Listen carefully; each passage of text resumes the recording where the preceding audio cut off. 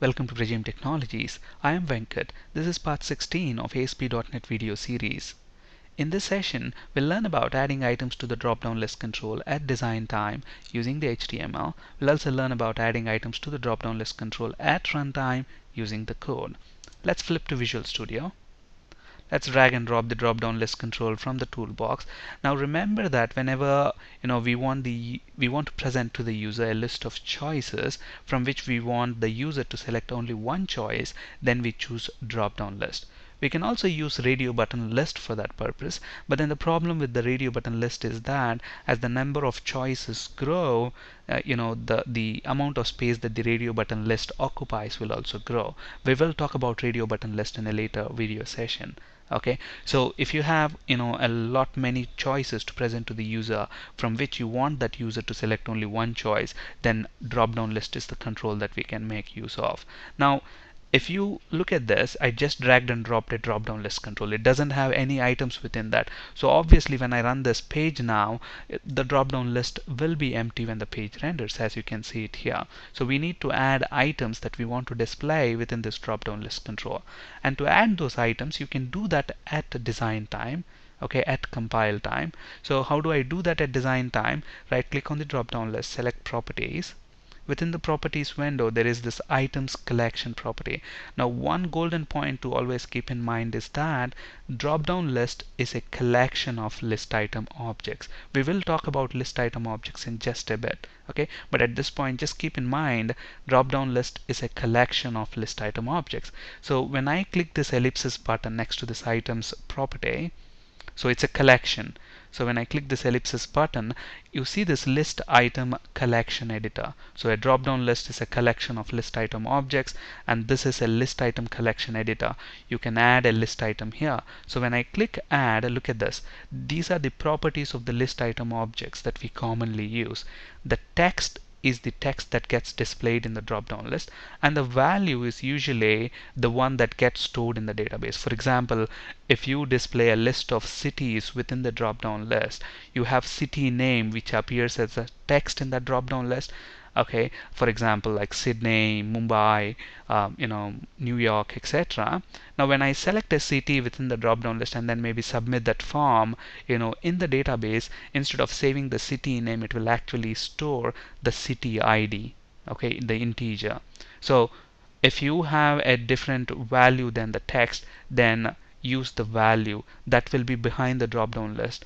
Okay, and you can retrieve that value using the selected value property of the drop-down list. We will talk about retrieving the selected values in a later video session. This session is all about adding items to the drop-down list at design time and at run time. Okay, so obviously I want to set the text. Let's say text is male and the value is 1. Okay, and then I want to add female is the text, and the value is 2.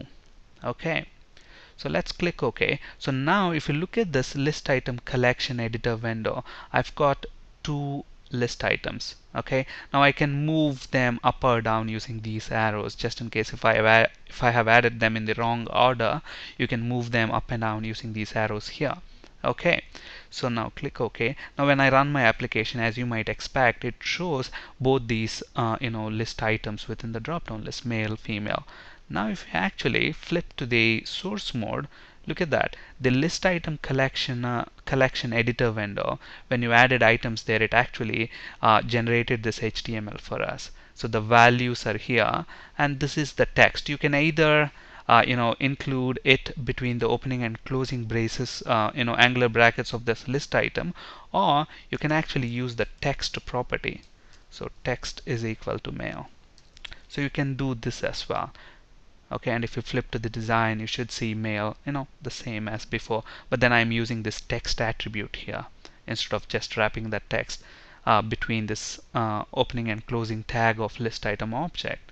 Okay, so this list item, if you look at this, the way it looks right now, it shows male and female. Male is the first option in the drop down list, so it appears as if it is selected. Now let's say when this drop down list renders, I want the female list item to be selected in the drop down list. How do we do that? This list item has got another property called selected. So if you set that to true, then when the drop down list renders, that list item within that drop down list will be selected. Here we set the selected property to true for female. So if you look at this drop down, it has set that to selected. Okay, so there is another property called enable. And if you look at this, for a drop down list, if you set the enabled property to false, that means you're technically disabling that, which means that option will not be shown in the drop down list. So if we run this now, only male option will be shown because you have disabled female list item by just setting enabled equal to false. So these are the commonly used properties of the list item object, but then the drop down list itself is a collection of list item objects. So we have seen how to add list items at the design time. You can do that in the HTML directly, or you can use the list item collection editor window from the properties. Okay, this window that we have used. Okay, but then you can also add items to the drop down list at runtime using code. So when the page actually renders, I want to add items to this drop down list. Is that possible? Absolutely. Okay, now keep in mind, drop down list is a collection of list item objects. So obviously if I have to add items to the drop down list using code, then I have to create an instance of list item object and then populate all the properties that are required, at least the text and value properties, and then add that list item object to the items collection property of this drop down list. It's as simple as that. Let's see how to do that. So let's say when the page loads, I want to do that. So we know that drop down list is a collection of list item objects. So list item, let's call this male list item, is equal to new list item object. And if you look at the constructor, there are several overloaded constructors of list item class. This is one constructor which is taking text and value. So the text that I want to add is male and the value is 1. So that's one list item object. So let's create another list item object for female.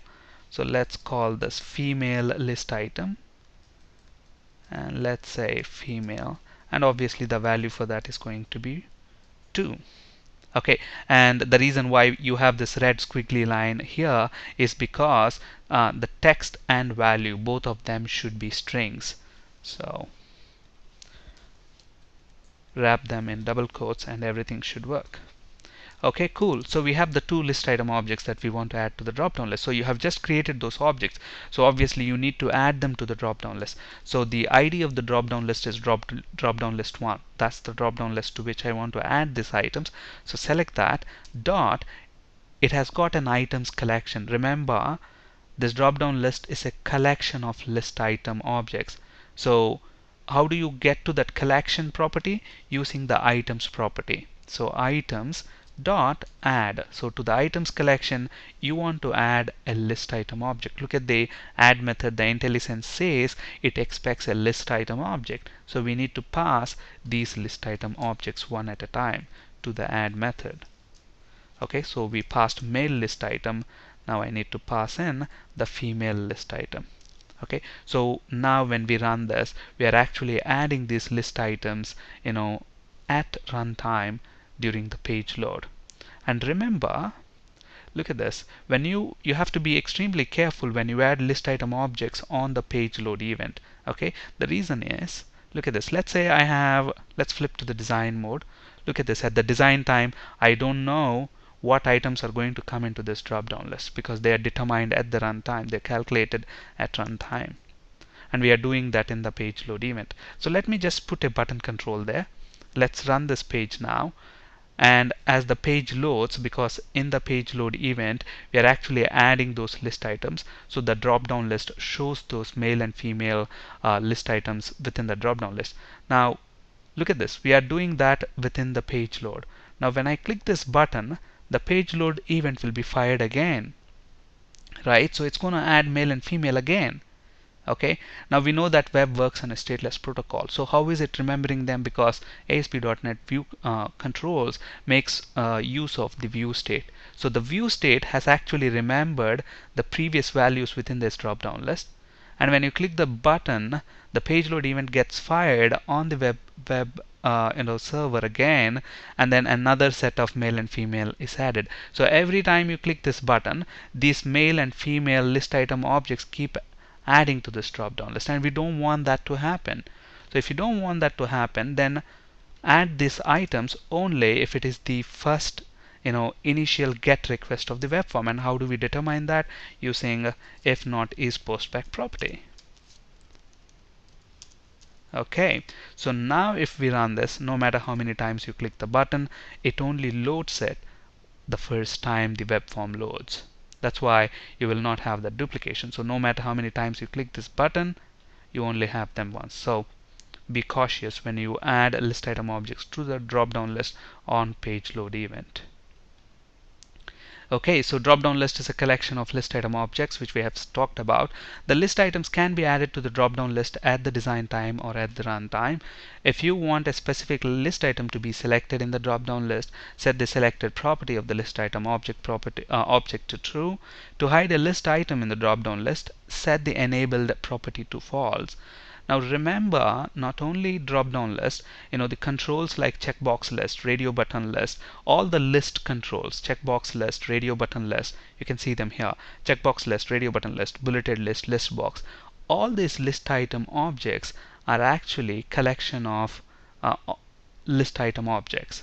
So if you know how to add items to a drop-down list, then it's very easy to understand adding items to these controls, because it's essentially the same. You are adding list item objects.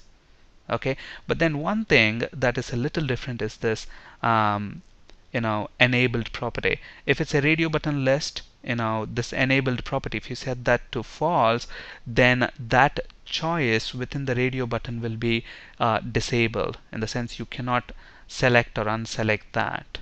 Okay, but for a drop down list it will be hidden altogether. Okay, so to hide a list item in the drop-down list, set the enabled property to false.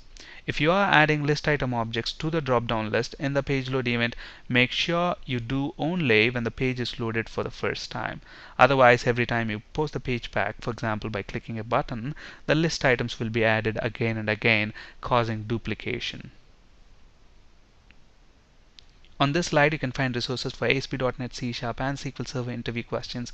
That's it for today. Thank you for listening. Have a great day.